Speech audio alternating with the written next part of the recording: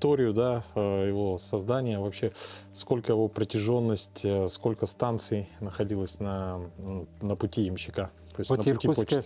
Якутский почтовый тракт, он, можно сказать, что сыграл эту решающую роль в развитии России в 17-18 веках. Потому что вот была первая дорога от Санкт-Петербурга до Иркутска построена. От Иркутска вот в наши края дороги не было. И надо сказать, что благодаря вот знаменитым двум камчатским экспедициям Витуса Беринга и появился у нас вот этот тракт. Дело в том, что нужно это, вы знаете, что начиналось присоединение земель, это самое севера, востока страны, там какое-то самое Камчатка и так далее. И поэтому нужна была обязательно связь, постоянная связь. И вот благодаря особенно второй экспедиции в 1738 году, вот благодаря Витусу Берингу был официально, можно считать, что датой открытия Якутского почтового тракта. Ну, в это время как было? Значит, иркутская часть значительно раньше начала осваиваться, до Витима. А вот с Витима до Якутска не было никаких населенных пунктов не было. Поэтому в 1743 году по указанию, опять же, вот царского правительства, некий, значит, служилый человек Баишев, значит, ему дали задание, чтобы от Витима до Якутска построить первые 28 станций на этом участке. И поэтому вот как только эти участки были освоены, мы стали считать, что началось регулярное сообщение по Якутскому почтовому тракту. Поэтому в этом году как раз исполняется 280 лет со дня регулярного сообщения. А основание, можно сказать, это 1738 год. Постепенно, значит, так как 28 станций находились на очень большом расстоянии, естественно, что это есть физическая возможность лошади преодолевать определенное расстояние. Поэтому постепенно вот между этими стали образовываться станции, между вот этими большими промежутками. И уже где-то к начало с 1770-х годов по указу Екатерины II уже началось такое, можно сказать, что насильное переселение с европейской части России русского населения для того, чтобы они здесь осваивали Якутский почтовый тракт. И вот начиная с этих годов стали образовываться вот все вот эти сейчас деревни, которые у нас есть, они все расположены между собой примерно 20-25 верст. Это как раз физическая возможность лошади для того, чтобы преодолевать вот этот участок за определенное время. А как раньше было? Почта, она двигалась беспрерывно и круглосуточно. И поэтому ямщики, значит, от одной станции до другой доставляют почту, там, значит, перекладывают ее в сани другого ямщика, другой ямщик едет на следующую станцию, этот ямщик возвращается на свою станцию. Вообще, значит, это по положению на 1908 год между Иркутском и Якутском было 126 почтовых станций. Там как раз было разбито очень ловко пополам. 63 станции до Витима было и 63 станции после Витима до Якутска.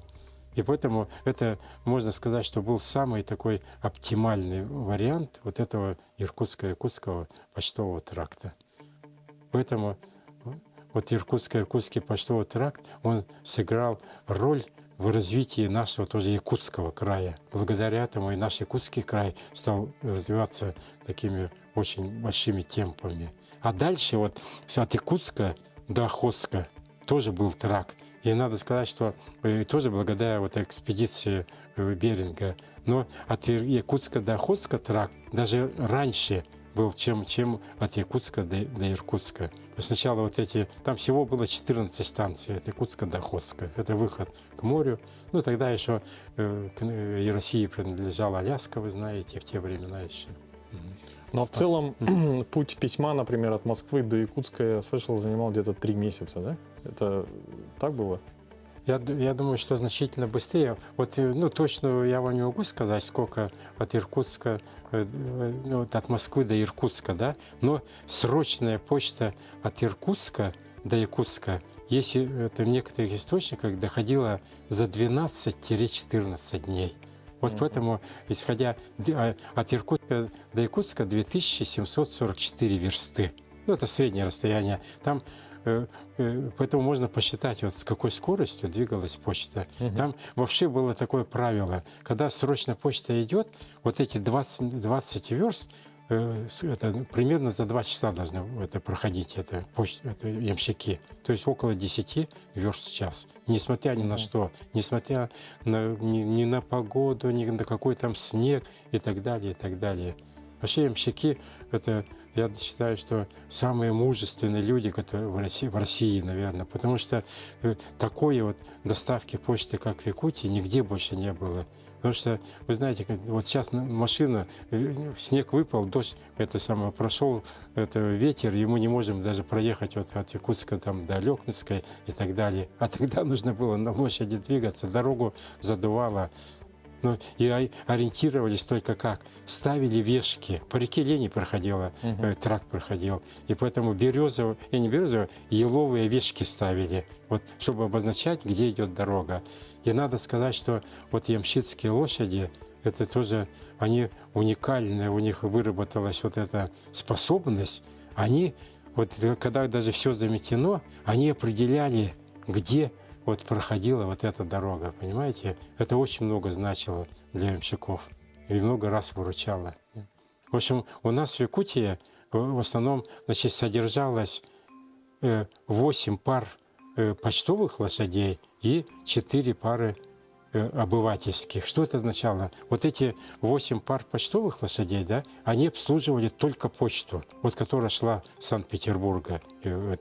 А обывательские лошади, они обслуживали местные нужды. Ну, тогда вот мирские, там эти избы были, полицейские и так далее. Ну, это как сейчас, например, федеральная служба, ну, да, и как бы федеральная республиканская. служба, и вот эти районные наши, муниципальные эти образования. И поэтому вот на станции всегда должно находиться вот такое количество лошадей, независимо ни от чего.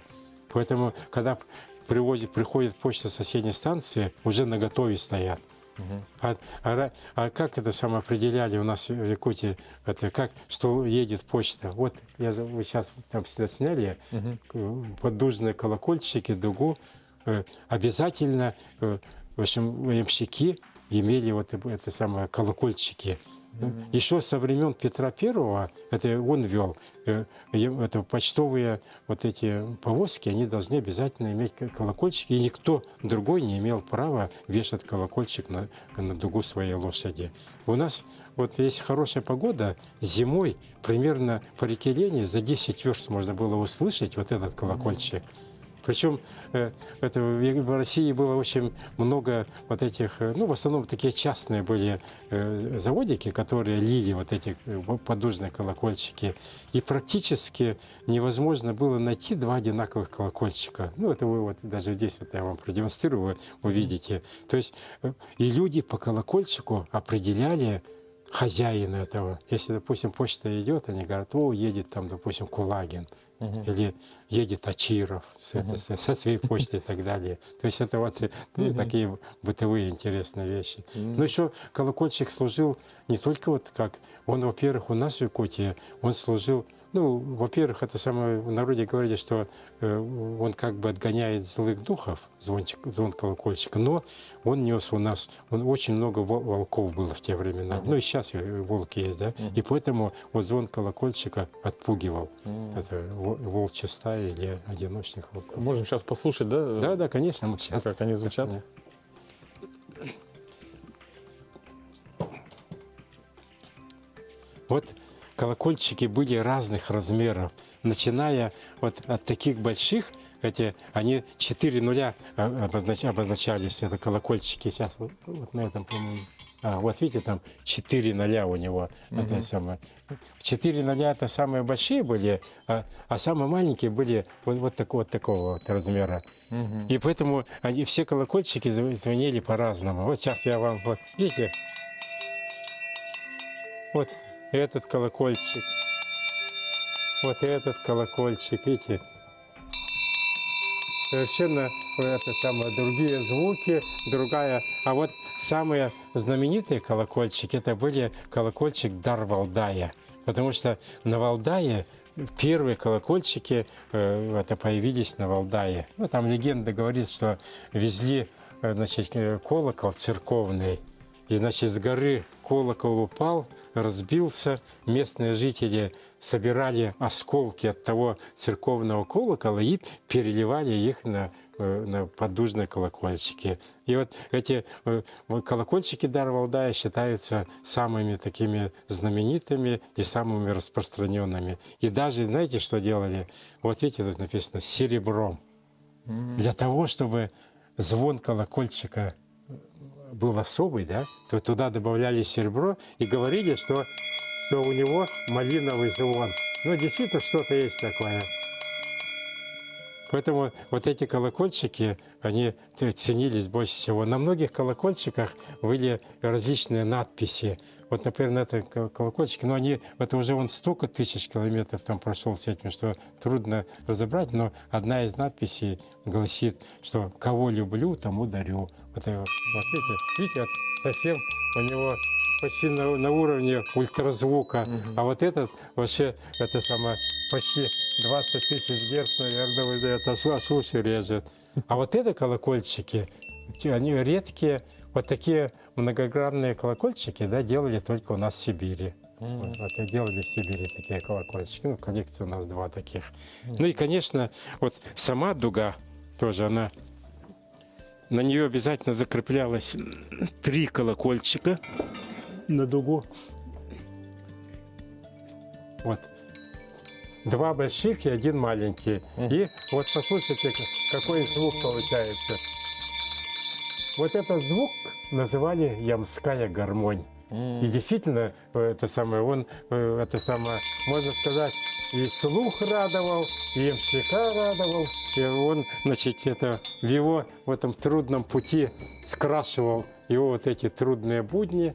Ну и, конечно, вот еще, значит, была такая вещь, как бубенцы. Вот это бубенцы 19 века, это их на шею вешали, нашейные бубенцы.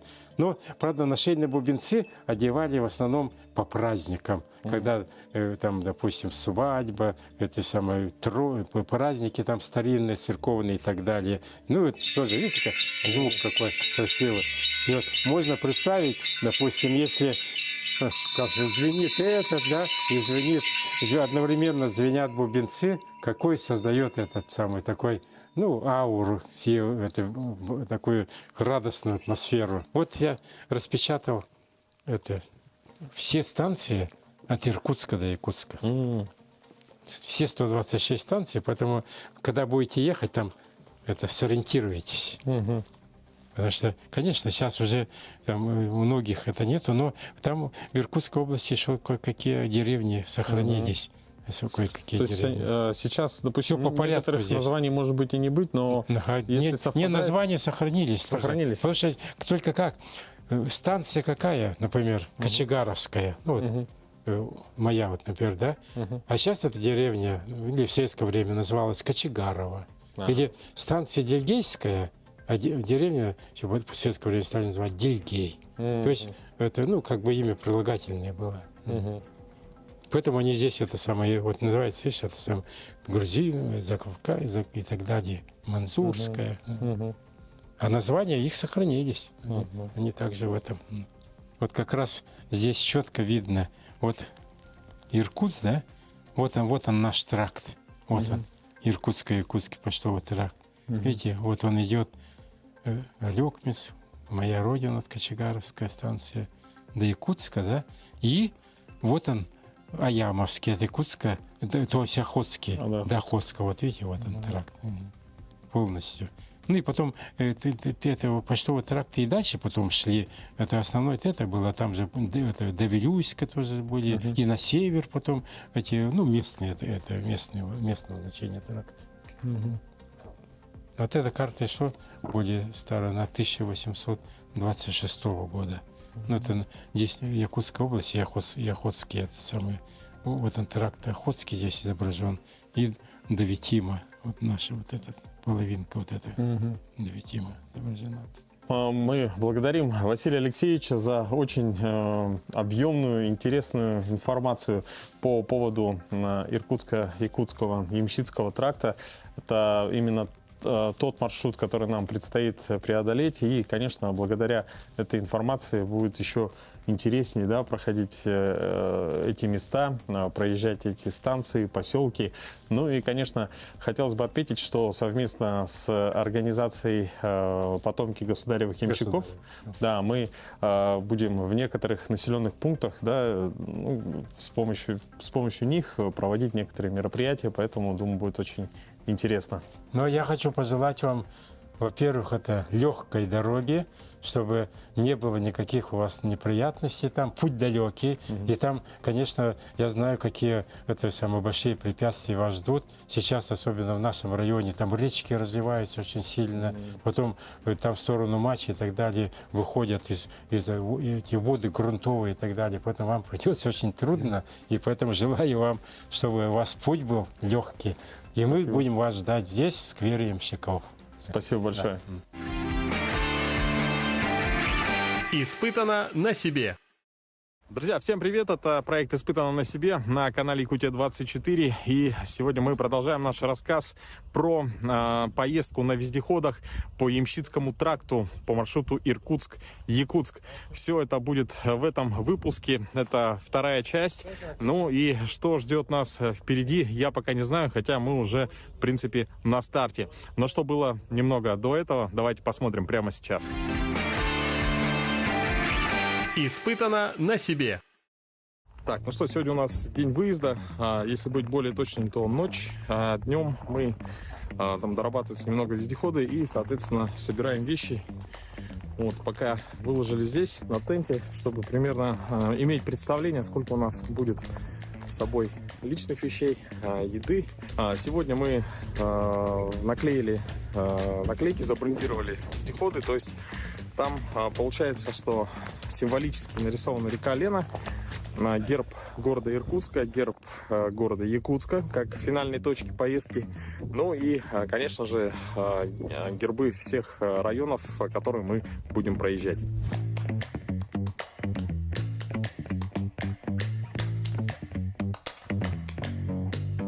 Напомню, что наша поездка приурочена к 280-летию почтового тракта Иркутск-Якутск, и почетное место заняла наклейка от общественной организации Республики Саха-Якутия «Потомки государевых ямщиков».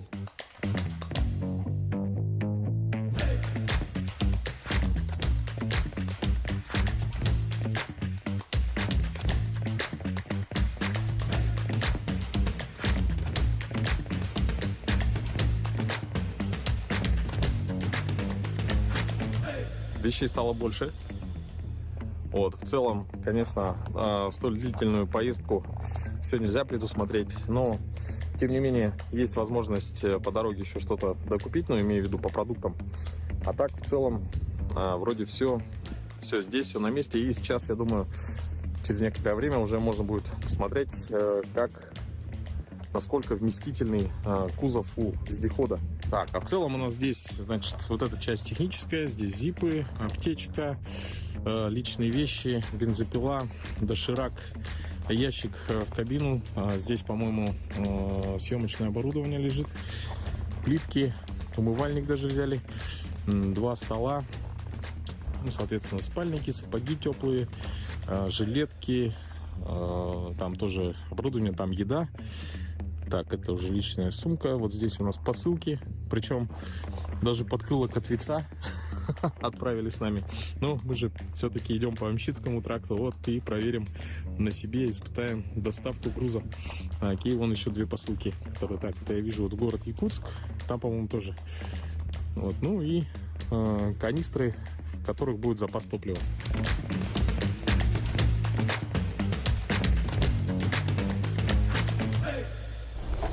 Так, вот такой вот кузов. Здесь мы будем кушать, спать. Сейчас нужно это все загрузить. вытащим пока. Но...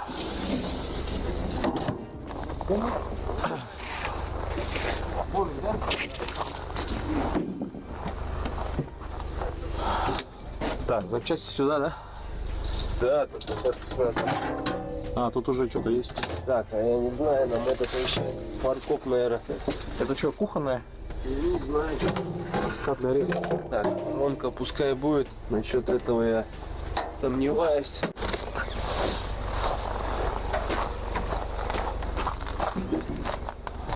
Так, шланги. Имей в виду, вон, Твои сапоги там. Буру вот сюда залезет, нет?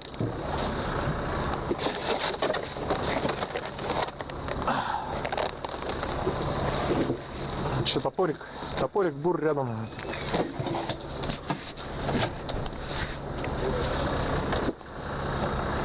Так, это штатив походу, да? Да? Штатив луч сверху. Так, 2 плитки и баллоны.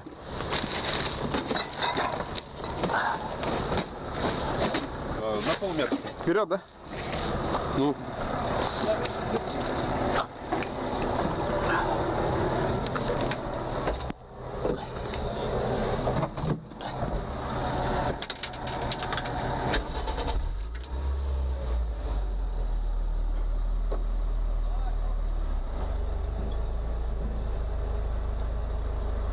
Еще?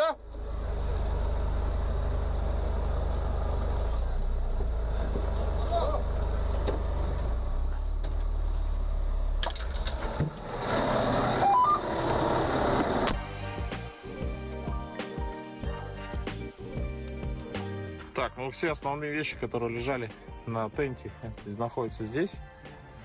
Вот в целом сейчас осталось натянуть багажную сетку и в принципе все.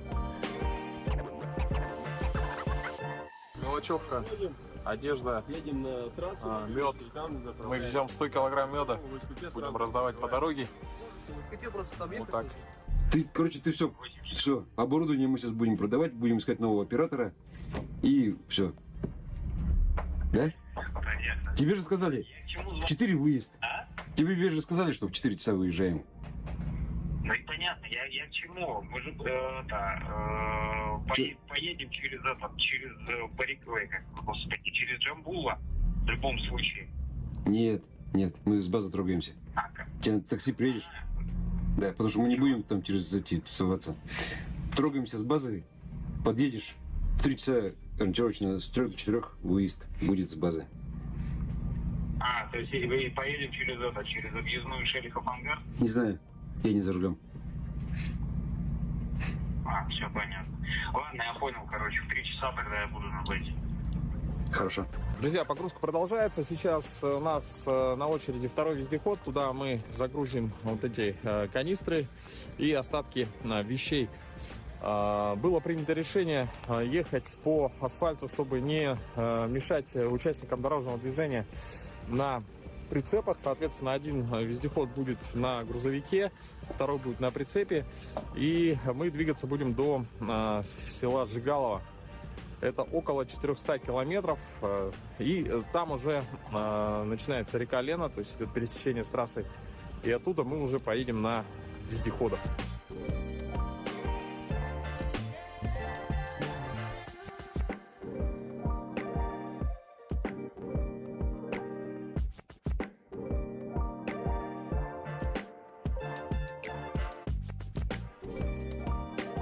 Так, внутри кузова вот так. Здесь отопитель. Да, эти вездеходы, кстати, участвовали уже на постановке рекорда России. За 7 дней вокруг Байкала прошли. Вот. И сейчас небольшая доработка, так как у нас есть сетка багажная. Мы вот так вот веревочку по периметру обвяжем, и сетка будет держать вещи легкие.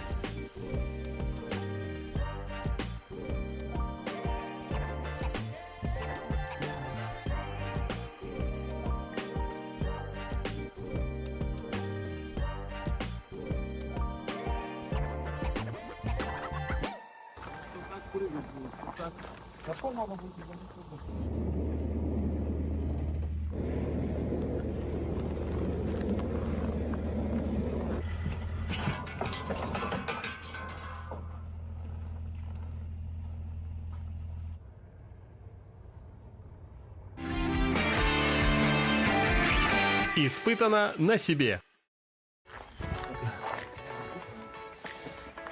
Так, друзья, ну что у нас? Александр заехал за нами, причем не на такси, а на машине каршеринга. Значит, стоит 10 рублей минута. Дешевле выходит, чем такси. То есть, ну, добраться из центра города, да, приехал? Ну, почти. Да. То есть он взвесил все за и против и решил взять каршеринг через приложение. А ключ он в этом, в замке остается. Вот, видишь, 138 рублей. Закрыть. Сейчас. То есть ты 25 минут ездил и заплатил 138 рублей? Ну, 150. 150. Ну, это гораздо... Это, чтобы вы понимали, такой район, что вот заказать вот чуть пониже, да, через несколько домов. И вчера заказывали такси до базы, там в сумке перевезти 300 рублей это днем. А проехать тут даже не километр, наверное, чуть меньше. Так, грузовик уже двигается. Мы сейчас размещаемся во второй машине и едем.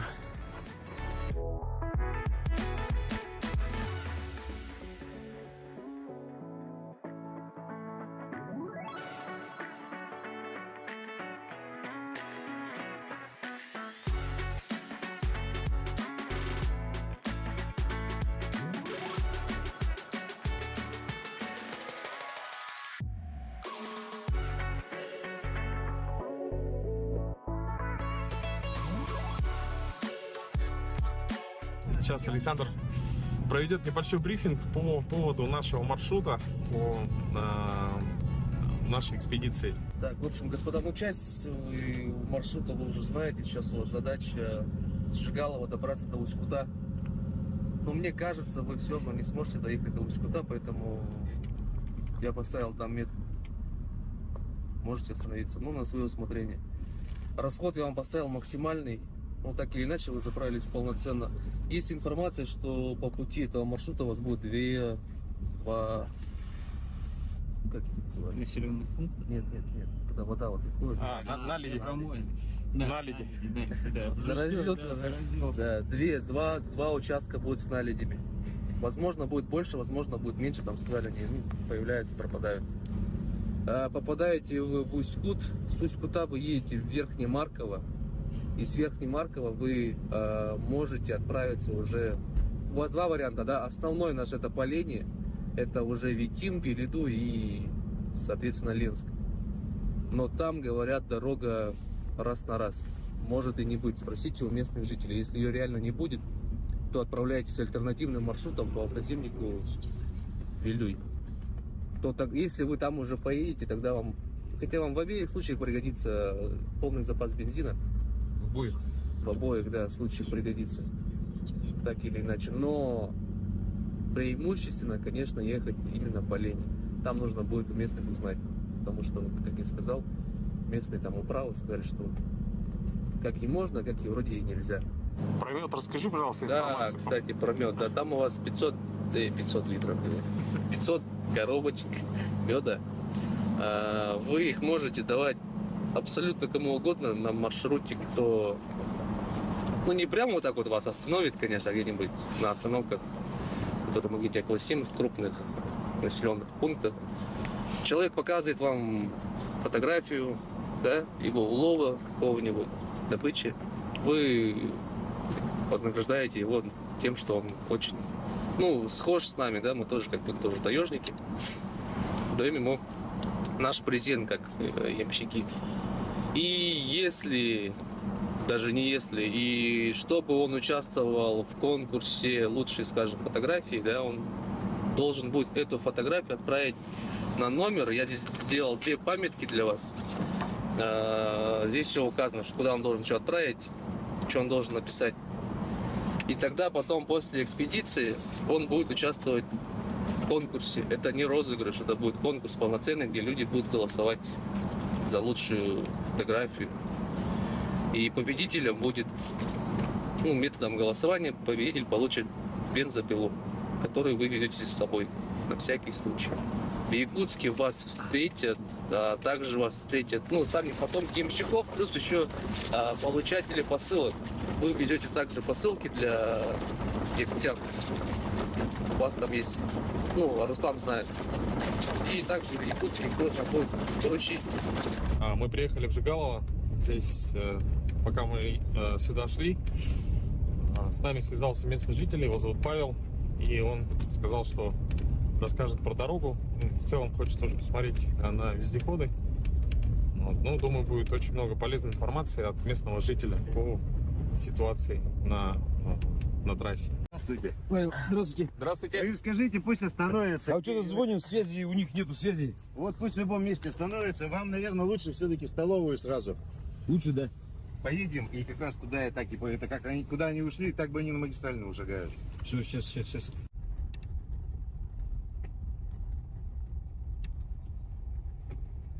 Ну что, после очень сытного обеда в столовой, дальше у нас столовых до Усть-Кутай не будет. Павел пригласил нас на свою базу, чтобы разгрузить технику. Вот такой вот он позвонил сегодня, да, Саша? Да, сегодня сам позвонил. Вот человек сам позвонил, сам предложил помощь. Такие вот замечательные люди.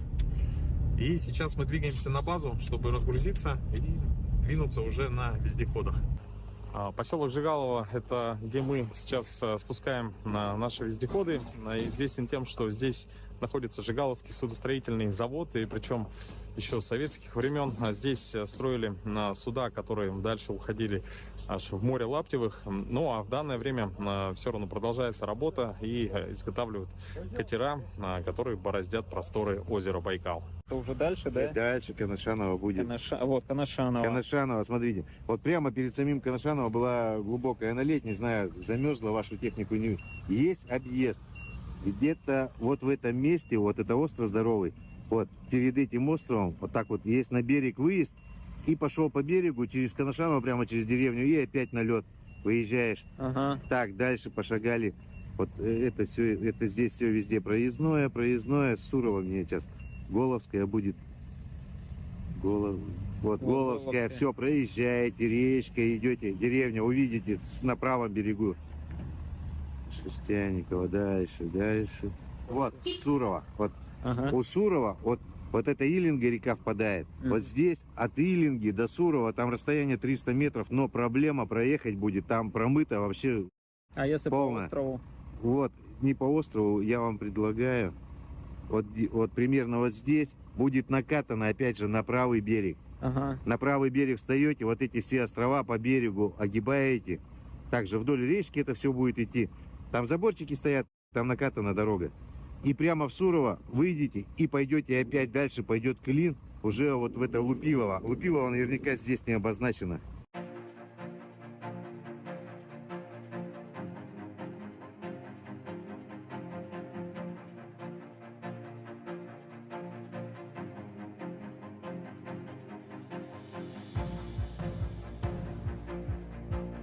Александр, мы на самом деле сейчас на старте большой экспедиции, которая продлится более 2000 километров по Ямщицкому тракту по маршруту Иркутск-Якутск. Но сейчас мы добрались до реки Лена. Здесь далее уже идут зимники, такие вот дороги, где не такое интенсивное движение. То есть мы, в принципе, прошли на прицепах, чтобы не мешать участникам дорожного движения. Чтобы асфальт не попортить, да? Да. Все. Вот, выдвигаемся мы на 2 вездеходах. Александр, я думаю, поподробнее расскажет, какие вездеходы.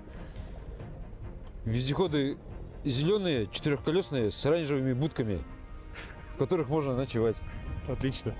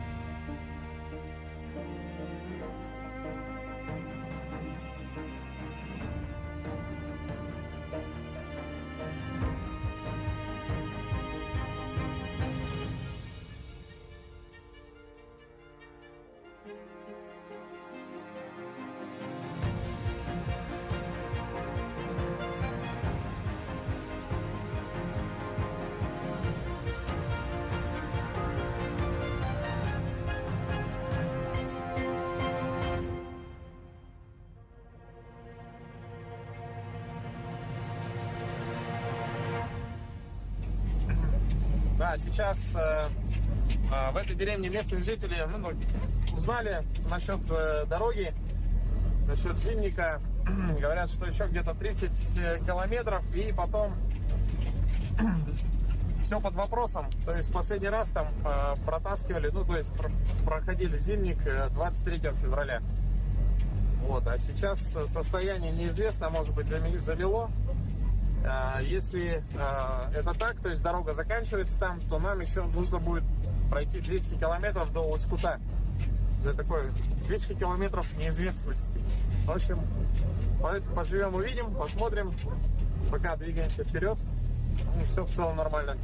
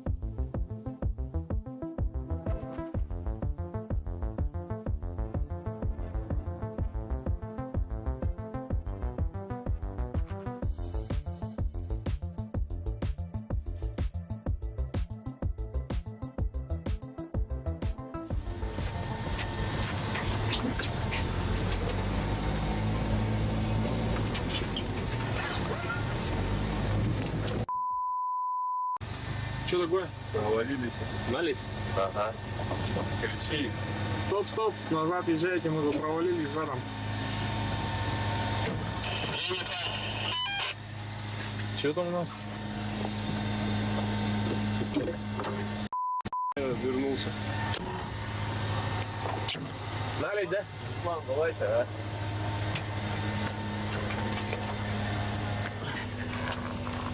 а. О, жестко провалились. Он, походу, Что?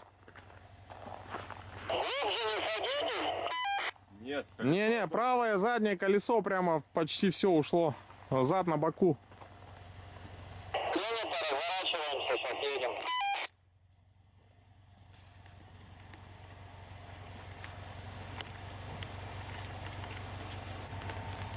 Там что-то... А у нас с правой стороны, что у нас там сзади? Зип, да? А? Сзади у нас с правой стороны что? Зип.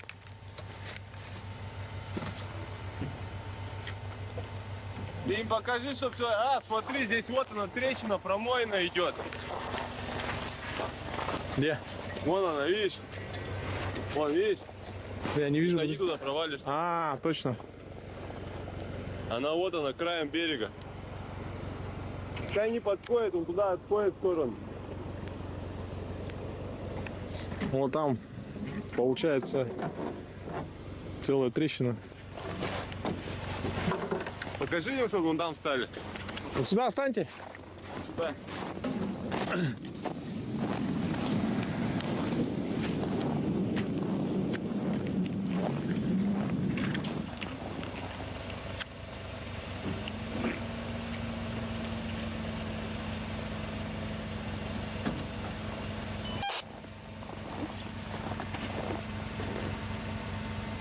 Мы разворачивались. Получается чуть-чуть, казалось бы, да? Но там, видимо, пустой.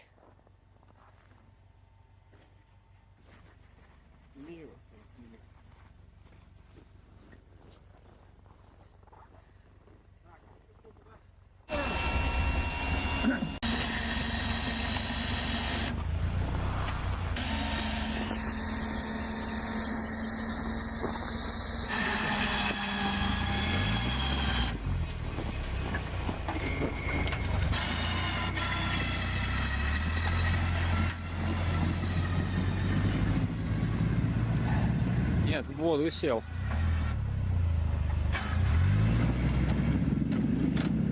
Стой! Мне кажется, у тебя колесо под льдом. Что? Колесо подо льдом.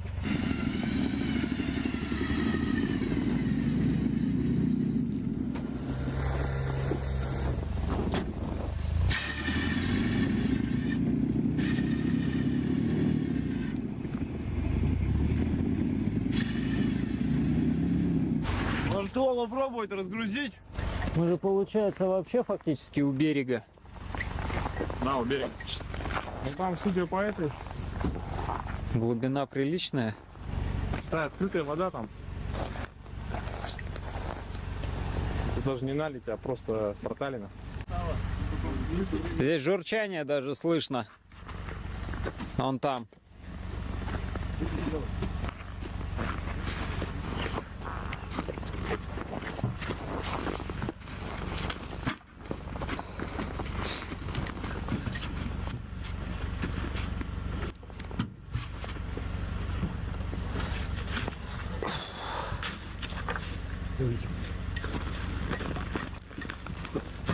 Куда притягиваешься? Должна жопа приподняться. Давай, Видишь? давай, пробуй. Сейчас я там подрублю маленько, он уперся, вот.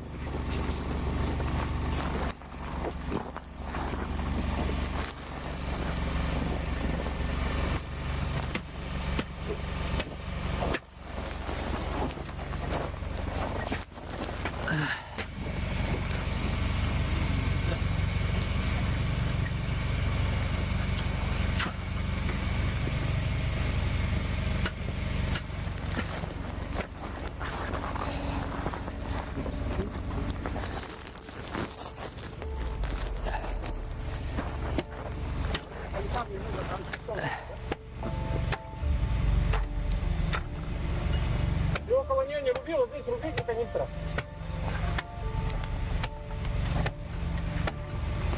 Что такое? А, это не буду.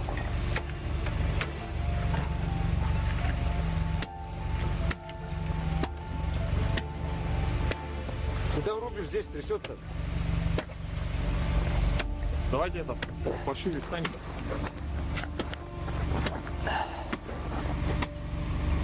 Томки дали. Опа, опа. Проваливается, переднее колесо проваливается.